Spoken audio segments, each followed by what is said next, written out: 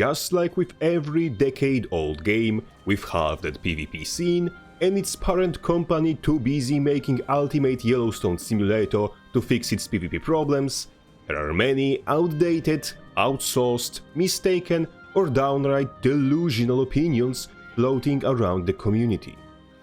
But there is absolutely no opinion piece more deranged than a statement claiming that no port spots are the intended counterplay to shadow steps. This is a statement so ridiculous that you can freely direct anyone regurgitating it to your nearest mental clinic so they can find out what medication they're lacking and you're 100% going to help them. And every content creator, unironically repeating this statement, should be sentenced to decade of daily Chalice of Tears completions backwards and blindfolded, because there's no closer equivalent of calling the ArenaNet, your interlocutor and your entire audience retarded straight to their face than telling them this bloody statement and expecting them to take it seriously. Allow me to explain why. First, let us catch everyone up to speed. No port spot is a place on the map, usually on top of some unorthodox map geometry, where game's internal pathfinding algorithm cannot find a path to and therefore will not teleport you to if you try to get there with a blink, a teleport or a shadow step. This is for example the case with fortification walls in World v World. You aren't supposed to port on top of them because that would allow players to take over towers and keeps without breaking down the walls first, and that would be cancer. People still do that because Arena only addresses problems if Warrior does them, but nonetheless. The whole pathfinding system in the game in its entirety exists partially for sole reason of preventing players from getting into places they weren't supposed to access or from skipping jumping puzzles, which is the same reason why gliding and mounts are disabled in certain places or entire game modes. There's, however, no pathfinding algorithm other than your bloody eyes that controls where you go with your normal character movement, such as walking and jumping. Furthermore, majority of leaps only check for line of sight between your character and the target area, so you can often access spots on the map that weren't exactly meant for you to be able to stand on. And most of these no-port spots are exactly that, places that developers were not expecting you to be able to reach in the first place. It is, as you may have guessed, bloody obvious that if player wasn't intended to stand somewhere, that the inherent advantages from standing there are not intended by the developers to be used as a counterplay to a mechanic or a set of skills. In fact, no-port spots were put in place specifically so that players cannot teleport to places that other players will not be physically able to access. That said, there is still a potential case for what's called emergent gameplay, which is essentially just a blanket term for all things players utilize in a particular way that weren't meant for the creators of the game to be utilized in that way. Still, no-port spots aren't a counter to shadow steps or teleports, for a simple reason. They are, as the name suggests, spots on the bloody map. Assuming that every map has no-port spot to begin with, which doesn't have to be the case, none of your enemies will politely wait before splitting your ass in two until you reach your life-saving no-port spot. Instead, they will aim to fight you where they have the advantage, not the opposite. And secondly, all of the objectives in the game require you to be on them, and neither is a no-port spot. So to access your supposed counter, you have to give up the node.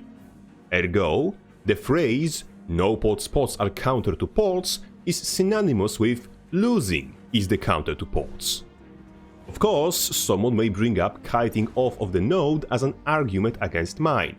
However, you only have to kite off of the node if you already lost the initial engagement. And this tactic is much more prevalent for classes like Thief, which themselves boast port-heavy toolset. Trying to kite a Thief or a Wheelbender on a class like a warrior or necromancer is rather unlikely to bring about a positive result, as mobility advantage in those matchups is, as you may have realized, staggering. Which segues nicely to the brunt of the issue with mobility and no-pot spots, which is that no-pot spots do entire fuck all to actually counter the pods in any facet of actual gameplay that pods are overpowered in. Teleports have several distinct advantages over normal leaps and dashes. Firstly, they ignore all player-made obstacles, area damage fields, and slowing effects. Leaping over a damaging AoE will make you take damage and receive all negative effects that pool in question applies. But teleporting onto the opposing side of the same pool is not going to cost you a single point of HP and isn't going to result in you receiving any conditions in the process. Similarly, wards, such as Guardian Staff 5, Elementalist Earth Staff 4, are going to stop any and all regular dashes trying to go across, even those which evade all the way through, but will not affect ports or shadow steps. Therefore, ports in Guild Wars 2 ignore majority of keep-away tools that are meant for support builds and immobile mages to buy themselves breathing room with, especially in teamfight scenarios. Supports in Guild Wars 2 have to be 3 times tankier than they would have to be in a game with no shadow steps, as currently everyone with a shadow step to their name has one button free unregulated access to support's very butthole. Moreover, in a typical teamfight, in typical PvP game, it is reasonable to assume that more durable and fearsome frontline characters will defend the squishy backline such as supports and DPSs by positioning in between the enemy team and their own backline to make any and all engages risky for the enemy. In Guild Wars 2, this doesn't happen whatsoever, because the Revenant can just skip entire frontline and teleport directly on top of a support with phase traversal, no risk involved. Power Guard could always do the same with Judge's intervention, and so could Thief with Infiltrator's Signet. This process of skipping entire interaction with the frontline is also a problem that affects teamfighting in Guild Wars 2. What are we going to do now? Move the entire teamfight to the no-pot spot? Jesus fucking Christ. And if completely dismantling the very idea of front-to-back teamfighting since the day one of Guild Wars 2 and forcing all supports to be bloody tanks isn't enough to justify taking a look at ports, let's now look at how ports affect kiting. An immediate massive advantage in this regard almost all ports have over traditional leaps and dashes is that ports have no travel time. You move from point A to point B in the shortest amount of time possible it takes for the server to register your input, meaning you effectively have, at worst case scenario, a travel time of 0.05 of a second on typical ports on 20Hz tick rate server. In that 0.05 second, Shadow Step can take you 1200 units, compared to, for example, Rush taking whole ass 2 seconds, meaning 40 times as long to cross the same distance. Time in Guild Wars 2 is an important factor in combat. Cooldowns and cast times are all based in some extent on time. The discrepancy between dashing to someone with boost charge and potting on them with, for example, Steel can be a difference between them finishing the casting of a clutch ability that turns the tides of battle or not. And in situations where enemy is trying to gain distance from you, having ability to instantly traverse the distance between you and the target is a gigantic advantage. You can catch other players in the middle of their dashes with a port or shadow step, interrupting their very attempts at kiting you. And that's before terrain comes into play. Every dash, every leap, every super speeded freak still has to path around terrain, while every port that targets a specific enemy can go directly through that terrain, skipping terrain interaction entirely. Effectively, every port is a shortcut, and taking shortcuts in combat comes with inherent advantages of saving time, positioning more freely, ignoring enemies' positional advantages, and most importantly, the ability to re-engage instantly onto an opponent we just pulled back from. Spacing in games refers to players' attempt of avoiding enemy attacks by staying outside of enemy's range, while trying to be within the range from which their own attacks can still hit the enemy. Because all ports are instant traversal, and many of them can be used to port other attack animations directly on top of the opponent, spacing game between a melee character with no ports and melee character with as little as one port is already skewed towards the one with the port, as effectively their range of engagement is equal to the range they can port in from. The difference between ability that's cast too far away from me to be a threat and an ability that's cast directly on top of me is one frame of animation, which is literally unreactable even before we adjust for latency. And once again, no-pot spots do nothing, because no one in their right mind tries to fight for control over the no-pot spot rather than fighting for the nodes that give you the bloody points. So no one will try to space the wheelbender out of the no-port spot. Not to mention, both Conquest PvP and entirety of World v World as an objective-based game modes are entirely focused around players going from objective to contest them. If a player can move from objective A to objective B fast enough, they can out-rotate the opponent and win the game by the matter of points advantage. Not to mention, being in an area and being able to move to another area fast enough allows you to potentially contest multiple nodes simultaneously by the matter of your mobility advantage. The ability to move instantly is very influential to how matches flow in PvP. Therefore, here comes the question: how do I use the no-pot spot to prevent the opponent from out-rotating me and using its mobility advantage to contest multiple nodes at once? Furthermore, getting out of a fight by instantly moving 1200 units away from the enemy in one frame of animation is much safer and much more likely to get you out of combat than trying to skedaddle away with leaps and dashes.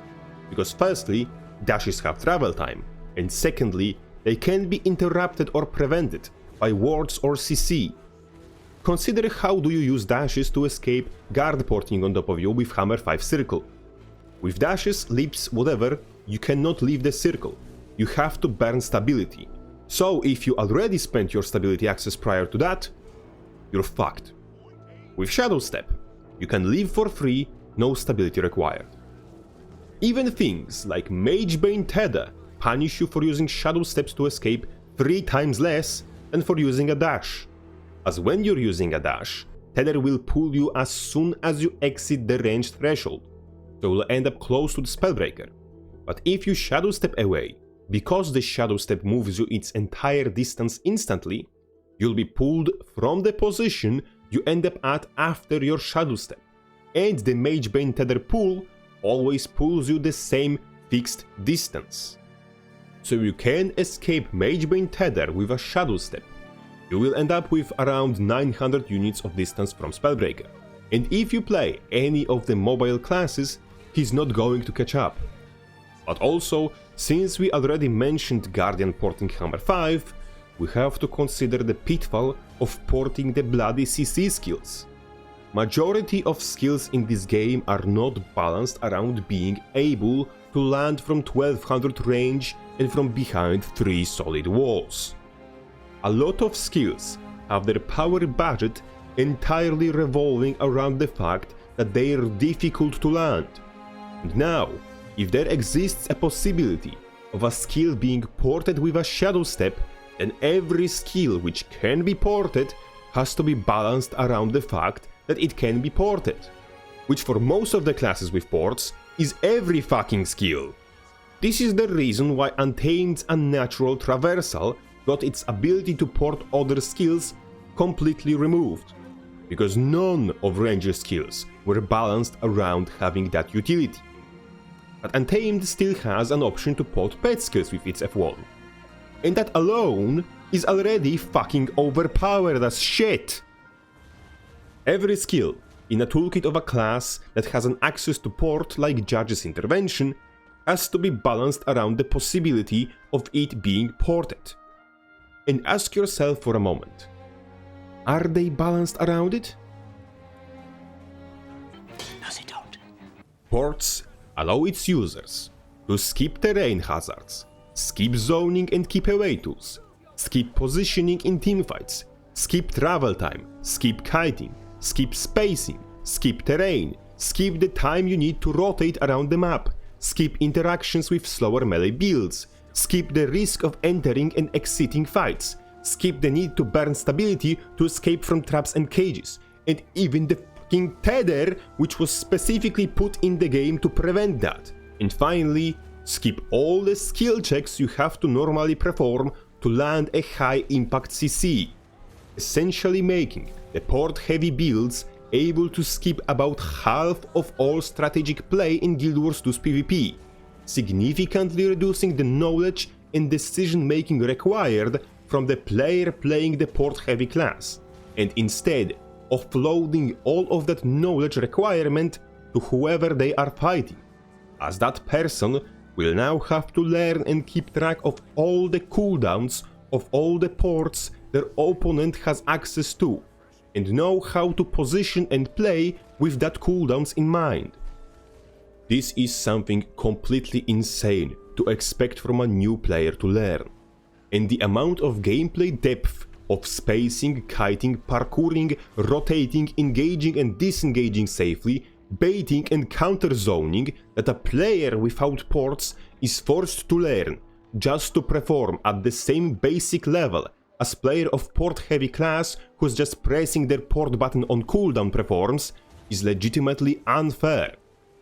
And once again, there is not a single of the facets of gameplay mentioned previously that is affected by no port spots, because surprise surprise, 99% of all bloody action and all important shit that happens in the game happens outside and away from all the bloody no port spots.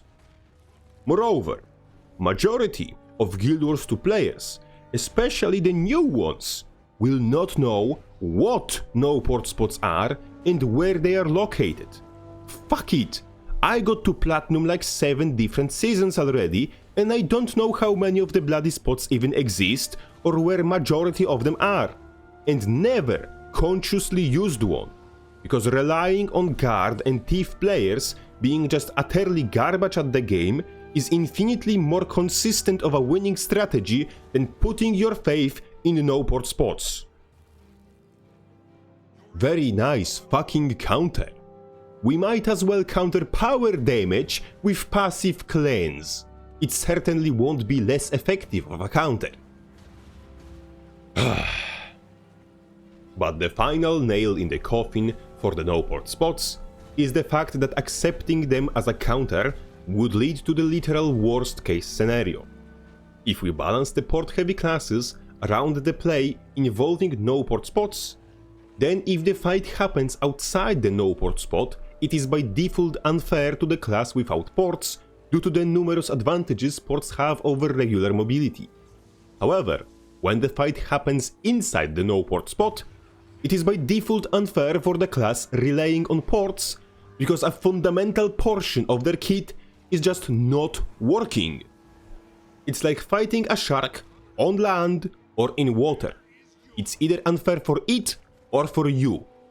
And what we should have aimed for instead is fighting a sand shark on land. Ports should be redone to be on par with lips and dashes in terms of skill power budget, and no port spots should be removed from the game, instead of being used as a shield against legitimate criticism by peanut butter brained subliterate wankers. And if everything I already said, wasn't somehow blunt enough to get through the thick fucking craniums of whoever's cranium it needs to get through, let me rephrase it with the following. Imagine there is completely no CC countermeasures in the game. No stability, no stun breaks, and you get CC'd while invulnerable and through blocks and blindness. But standing on this little roof over here makes you entirely CC immune. Got it? Great. Now you have to go 1v1 that hammer spellbreaker on a side node or else you lose. Have fun! And before we wrap it up, a big sign of gratitude towards all the generous supporters continuously considering my dubious quality content worth their money. You're all truly welcome. Crabface out.